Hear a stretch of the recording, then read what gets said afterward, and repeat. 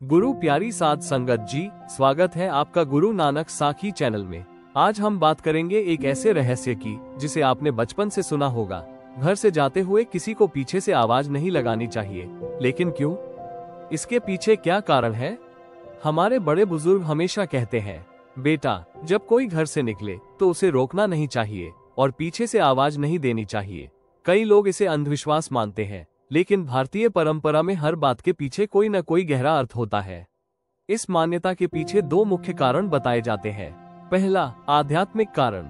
कहा जाता है कि जब कोई व्यक्ति किसी कार्य के लिए घर से निकलता है तो उसकी ऊर्जा, उसका मन और उसका संकल्प एक दिशा में केंद्रित होता है। अगर आप उसे पीछे से आवाज देंगे तो उसकी मानसिक एकाग्रता भंग हो सकती है। दूसरा, मनोकर्म और भाग्य। हमारे शास्त्रों में माना जाता है कि किसी भी कार्य की शुरुआत शुभता और आत्मबल के साथ होनी चाहिए। पीछे से बुलाना या रोकना उस यात्रा या कार्य में रुकावट का संकेत माना जाता है। तो चलिए दोस्तों, ये बात आपको एक कहानी के माध्यम से समझाने की कोशिश करते हैं। दोस्तों, गेहूं और सरसों के सुनहरे खेतों से घिरे एक जीवंत पंजाबी गांव चकवाल के बीचों बीच संधू परिवार की हवेली परंपरा की एक किरण के रूप में खड़ी थी। इसकी मिट्टी से पुती दीवारें जटिल फुलकारी के डिजाइन से सजी हुई पिछली पीढ़ियों की कहानियां सुनाती थीं। इस घर के केंद्र में बिजी थी, जो कुलमाता थी, जिनकी बुद्धि गांव के चौराहे पर लगे प्राचीन बरगद के पेड़ से भी ज्यादा थी। उनके बेटे हरप्रीत और उनकी पत्नी सिमरन अपने बच्चों जसमीत और युवा अर्जुन के साथ प्यार, हंसी और अनकही परंपराओं के भार से भरे घर में रहते थे। यह 1995 की एक शरद ऋतु की सुबह थी। हवा ओस से लथपथ फसलों और दूर से आती गाय की घंटियों की खुशबू से ठंडी थी। हरप्रीत अपने कपड़ा व्यवसाय के लिए एक सौदे को अंतिम रूप देने के लिए लुधियाना की यात्रा की तैयारी कर रहे थे। आंगन में सिमरन ने सावधानी से अपनी पगड़ी ठीक की, जबकि जसमीत ने उन्हें पराठे और अचार का टिफिन दिया।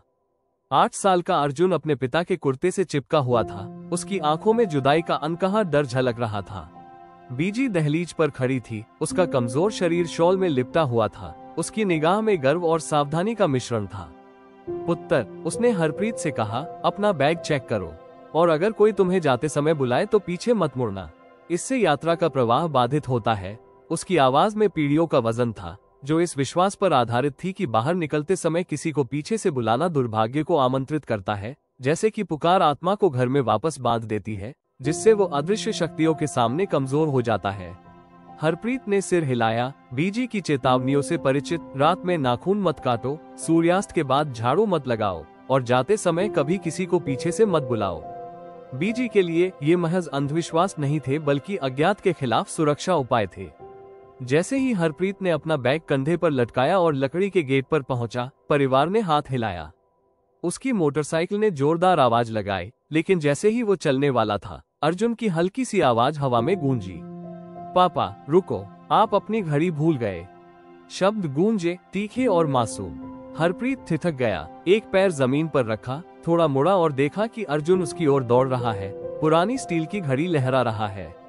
सिमरन का चेहरा पीला पड़ गया और बिजी का हाथ उसके मुंह पर चला गया। उसकी आंखें चिंता से चौड़ी हो गईं। अर्जुन, नहीं, उसने चौंकते हुए कहा, लेकिन हरप्रीत पहले ही वापस मुड़ चुका था। लुधियाना की यात्रा नियमित थी, यूकलिप्टस के पेड़ों से घिरी सड़कों से 2 घंटे की सवारी।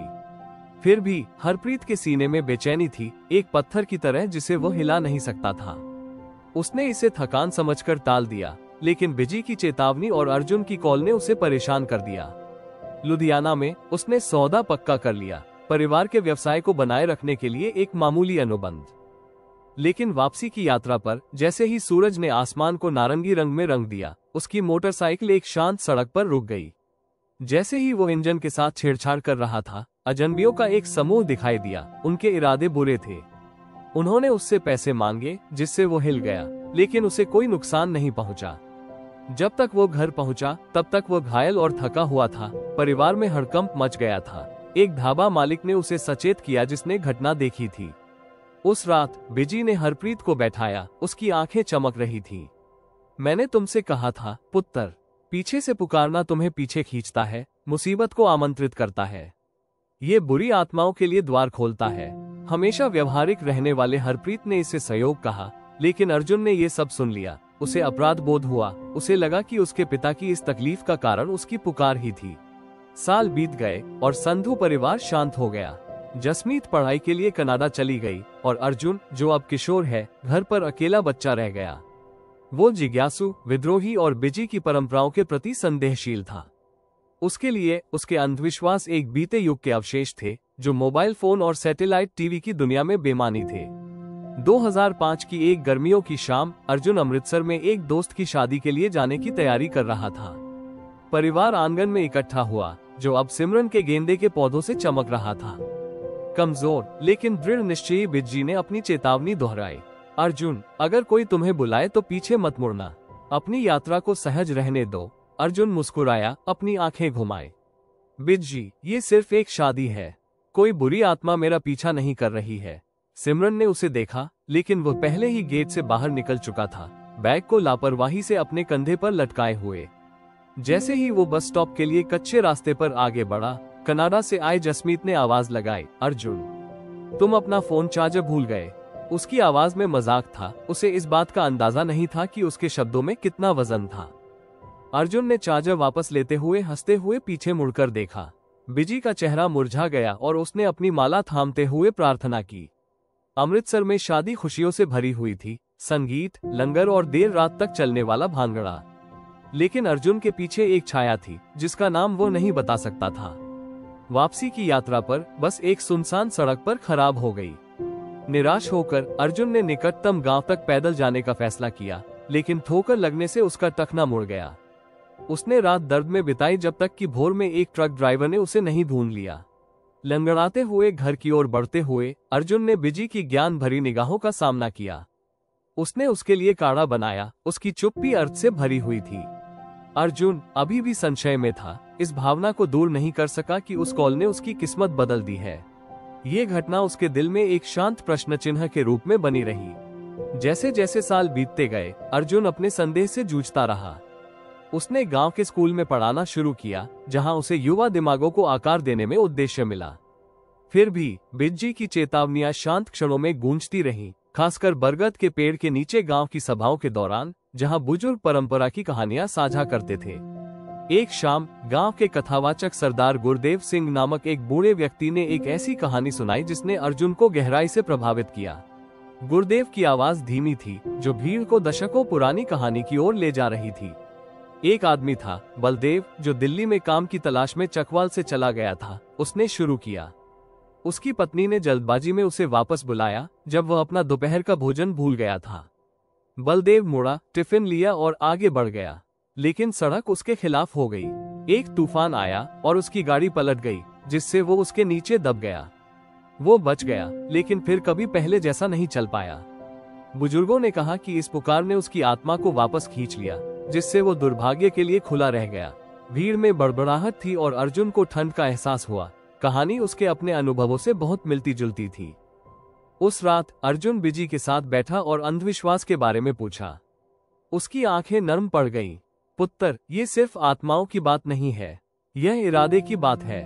पीछे से आने वाली आवाज जाने के प्रवाह को तोड़ देती है, जैसे बुने हुए कपड़े से धागा खींचना। ये यात्रा को कमजोर कर देती है। अर्जुन ने सुना, उसका संदेह नर्म पड़ गया। इसलिए नहीं कि वह आत्माओं में विश्वास करता था, बल्कि इसलिए कि उसने बिजी के शब्दों में प्यार देखा। 2015 में जब दिवाली नजदीक आए, बिजी की सेहत खराब हो गई। गांव के डॉक्टर ने चेतावनी दी कि उसका समय नजदीक है। परिवार इकट्ठा हुआ, उनका दिल भारी था। दिवाली की सुबह बिजी ने अर्जुन को अपने पास बुलाया। उसकी आवाज बाहर पटाखों के बीच फुसफुसाहट की तरह थी। पुत्र, मैं यहाँ ज्यादा समय तक नहीं रहूंगी। वादा करो कि तुम हमारे तौर तरीकों का सम्मान करोगे। किसी को भी तुम्हें पीछे से बुलाने मत देना। यह उस चीज की रक्षा करने के बारे में है जो मायने रखती है। अर्जुन ने गला रुंधते हुए सिर हिलाया। वो शगुन में विश्वास नहीं करता था, लेकिन बिजी का प्यार निर्विवाद था। उस शाम जब दिए टिमटिमा रहे थे, बिजी अर्जुन के हाथ में हाथ डाले फिसल गई। उसके जाने से उसका स्वरूप बदल गया। वो उसकी आंखों से दुनिया को देखने लगा, परंपरा को अतीत और वर्तमान को जोड़ने वाले धागे के रूप में महत्व देने लगा। 2018 में अर्जुन ने अपने बचपन की दोस्त किरण से शादी की। उसने उसे परिवार के रीति रिवाज सिखाए, जिसमें पीछे से पुकारने के बारे में बिजी का नियम भी शामिल था। एक सुबह जब वो जालंधर में एक शिक्षण सम्मेलन के लिए निकला, तो किरण गेट पर खड़ी होकर हाथ हिला रही थी। वो लगभग उसे उसकी छतरी की याद दिलाने के लिए पुकारने ही वाली थी, लेकिन बिजी के शब्दों को याद करके रुक गई। अर्जुन सुरक्षित वापस लौट आया, इस छोटे से काम से अनजान जिसने दुर्भाग्य को दूर रखा। संधू हवेली अभी भी चकवाल में खड़ी है, इसकी दीवारें कहानियों से भरी है। अर्जुन, जो अब एक पिता है, अपने बच्चों के साथ बिजी के ज्ञान को साझा करता है, उनके जीवन में उनके सबक बुनता है।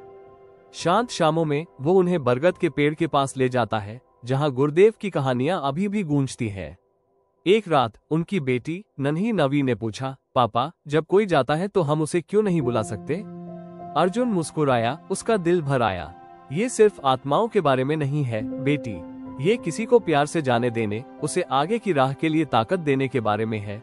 उसने सितारों को देखा, बिजी की उपस्थिति को महसूस किया और जाना कि कुछ परंपराएं, जैसे किसी के जाने की खामोशी में ऐसी शक्ति होती है जिसे समझा नहीं जा सकता। चकवाल गांव ने अपनी लय जारी रखी, खेत लहलहा रहे थे, त्योहार रातों को रोशन कर रहे थे। अर्जुन के बच्चे बड़े हुए, बिजी की सीख को एक नए युग में ले गए और संधू परिवार में किसी के जाने पर पीछे से कोई नहीं पुकारता था। यह उस विश्वास के लिए एक शांत श्रद्धांजलि थी जो उन्हें उनकी जड़ों से बांधता था, उनकी यात्रा की रक्षा करता था, जिस तरह से वे कभी पूरी तरह से समझ नहीं सकते थे। गुरु प्यारी साध संगत जी, अगर आपको ये जानकारी अच्छी लगी हो तो इस वीडियो को लाइक कीजिए, अपने दोस्तों और परिवार से शेयर कीजिए और हमारे चैनल गुरु नानक सखी को सब्सक्राइब करना न भूलें। फिर मिलते हैं एक और रोचक और आध्यात्मिक कहानी के साथ। धन्यवाद।